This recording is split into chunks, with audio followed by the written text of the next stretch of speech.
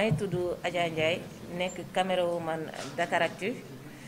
En fait affaire bi mooy 2 fois mu may arrivé. Première fois bi mi ngi ma arrivé woon DTV man ak benn journaliste fekk dañu demoon centenaire ci affaire Bamba Fall bi bu mu demee ba foofu gars yi di maltraité Bamba Fall. Après fekk man maa am image yi li ñu ko doon dóoree noonu gars yi gis ma rek dàqe ma pour ma jox leen carte bi ma jël carte bi denc. Après ñu fekk ma foofu dóor ma dugal ma ci oto bi ba ma am fa crise d'asthme. Après si lañ ma yóbbee Abbas Ndao noonu à côté fekk jël naa carte bi denc ko. ñu ngi ma fekkaat ci lalu hôpital bi Abbas Ndao ne naa leen jox carte bi fekk carte bi jox naa ko chauffeur bi bu mu yóbbu ko mu dem. Abbas Ndao def naa fa 2 jours jour boobu ma ñibbi si toog sama kër. Deuxième fois bi rek mooy affaire yu Djidja Malick bi ci place de kii bi nii place bi nekk fii nii à côté porte du 3e millénaire. Boobu dañu jóge ci affaire yu Djidja Malick bi ba pare bay ñibbi ñuy xaar chauffeur bi policier bi fekk ma foofu na ma jóge fii ma ne ko non damay dem chauffeur bi lay xaar mu saaga ma ne ko amoo yaay moo tax nga saaga si la ñëw rek poñe. Après ma ne ko bàyyil mu poñe ma ne ko grand bàyyil mu dóor man te ma dóor ñu xaw a jote ñu jàppante si lañ ma dugal rek ñoom ci oto bi jàpp ma dóor ma wéq ma ba si laa jëlee ay problème jusqu'à présent maa ngi dem hôpital maa ngi faju. Mais lu ma si gën a metti mooy gouvernement bi lu ñu waxoon yépp dara defuñu ko ci. Sama directeur publication Serigne Diagne sama 1er juin bu ma ko defee ci clinique bi j'ai payé 800 et quelques mille moom moo génne xaalisam fay ko. ci clinique bi tim pare moom moo génne xaalisam pare fay ko. Mais gouvernement bi lu ñu ci waxoon yëpp dañu waxoon dañu may jël en charge ba léegi jëluñu ma en charge ba li ñu ma évacué principal j'ai fait là-bas 1 mois et quelque ñoom ba léegi ñëwuñu fa. Commissaire bi daal moo ñëwoon di def ay enquête am mais ñoom ba léegi teguñu fa seen tànk di xool ndax maa ngi tane wala dara. Serigne Diagne ba léegi moo jël en charge ba léegi ba lu ma génn toog sama kër 2 mois Serigne Diagne moo ma jël en charge bu mu demee bu mënatuma jël en charge man personnellement.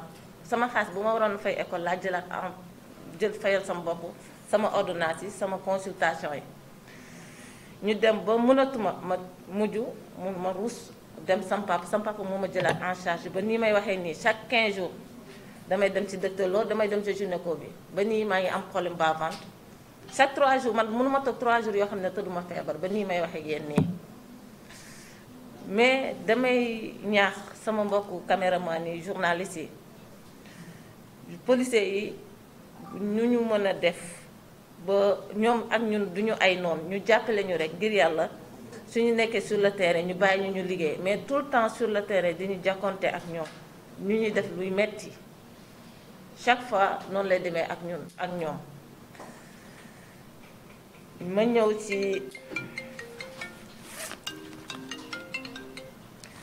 ma ñëw ci deuxième partie bi.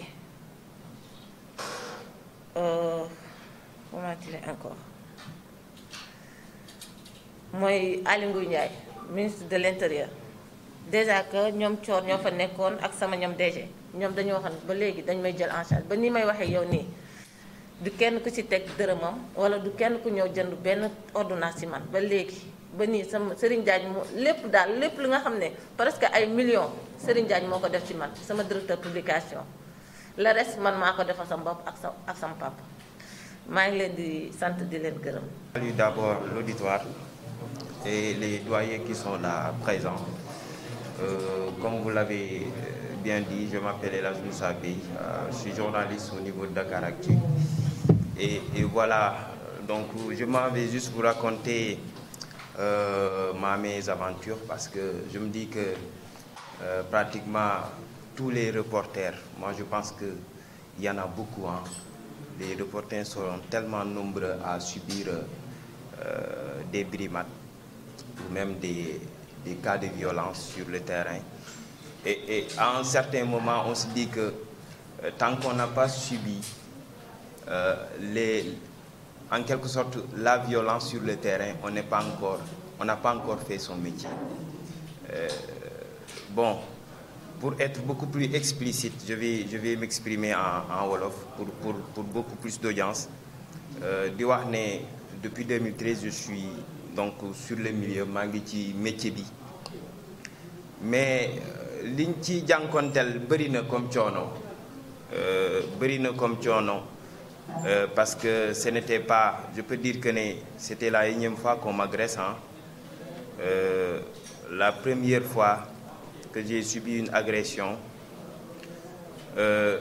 ça remonte, je crois, de 2016, je crois, de 2016. C'était au niveau de Sandaga.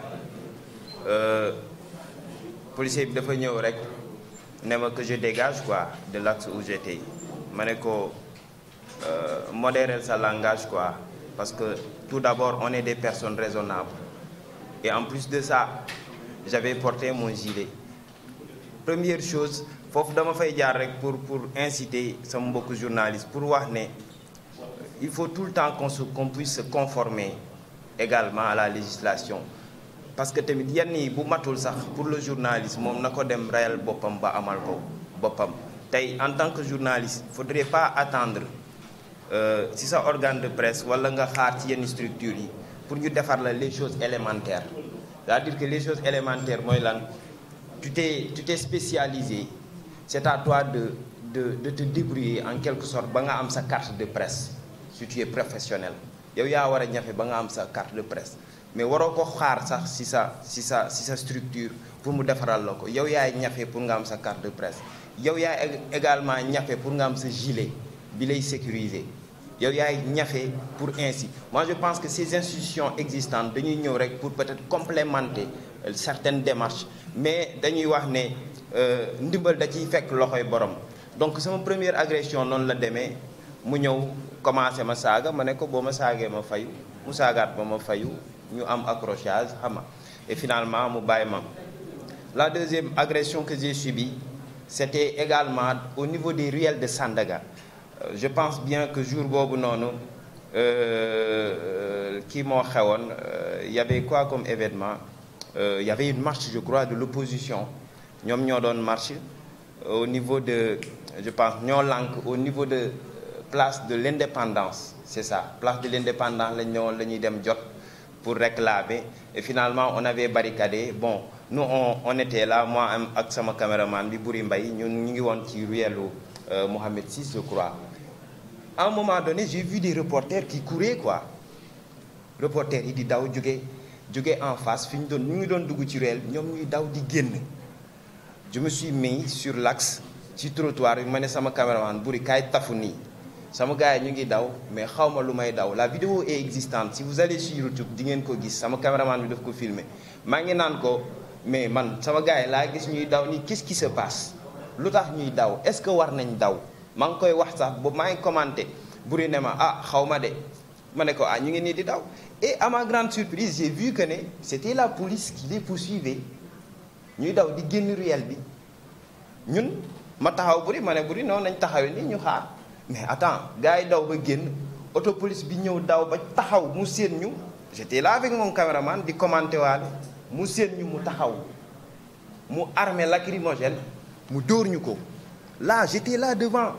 Après en fait ça me faisait rire quoi, tellement que l'action dama gis ne c'était tellement con quoi, que en tant que professionnel j'étais là avec mon micro, je commentais, nit armé gaz lacrymogène mu jàkkaarloog ñun mu tiire ñu ko. C'était absurde en fait, et je me suis dit que mais réellement est-ce que li sécurité la, nit ku sol gilet au minimum, parce que gumbuñu quoi, parce que avant tout je me dis que les gens doivent être raisonnables quoi. Nit war nga am ànd ak sa sago ak sa xel quoi balaa dara. Ma ne ah lacrymogène de la ñu tiré, gis ngeen mu ngi nii, mais je l'avais même dit sur la vidéo que ne en fait ce n'est rien pour ñun quoi.